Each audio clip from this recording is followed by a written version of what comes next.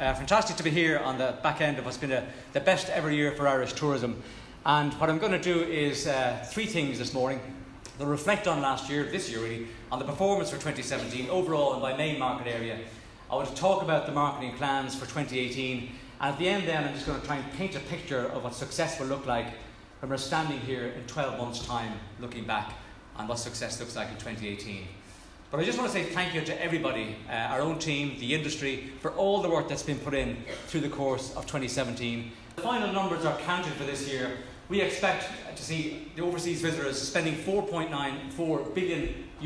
That's an increase of 6.5%, driven by 8.98 million visitors, an increase of almost 3%, supporting 225,000 jobs in Ireland. Now, Tourism Ireland is responsible for marketing the island of Ireland, and when you put the figures together for both jurisdictions, we expect to see overseas visitors by the end of this year having spent €5.78 billion. That's an increase of 6.7%, driven by a massive number of 10.65 million visitors, supporting over 280,000 jobs across the length and breadth of this island, making it our most important indigenous industry. And to put it in perspective, there's about 6.5 million people live on this island, and that puts that number in perspective. Now, we break down our market performance into four main market areas: mainland Europe, North America, Great Britain, and Australia and developing markets. And just to take a whiz through each of those, mainland Europeans are the largest spenders in tourism into Ireland. The island of Ireland will see €1.9 billion spent by mainland Europeans, an increase of 7.6%, driven by 3.4 million visitors through the course of 2017.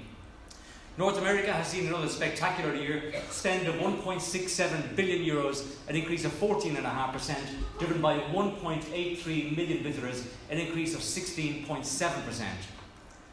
Great Britain, still a very important market for us, a spend of €1.5 billion, driven by 4.68 million visitors, a slight decline this year, a lot of that currency related, and a number of Brexit factors.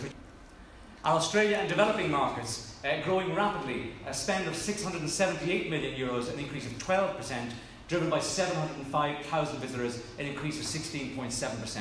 So some very large increases in there. And what's very important is market diversification. And to explain this, I want to show you a little table. Back in 2014, we said we were going to embark on a strategy of market diversification. It meant emphasising and marketing harder in markets that delivered visitors that stayed longer and spent more. That meant putting a bigger emphasis on North America and mainland Europe. Now, back in 2014, you can see mainland Europeans were the biggest spenders with 1.4 billion, Britain with 1.3, North America with 1 billion, and Australia and developing markets with 506 million. Now, wind the clock forward 3 years, and you can see the changes. We've seen some significant increases, but the biggest strategic shift is North America now ranks second in terms of revenue profile.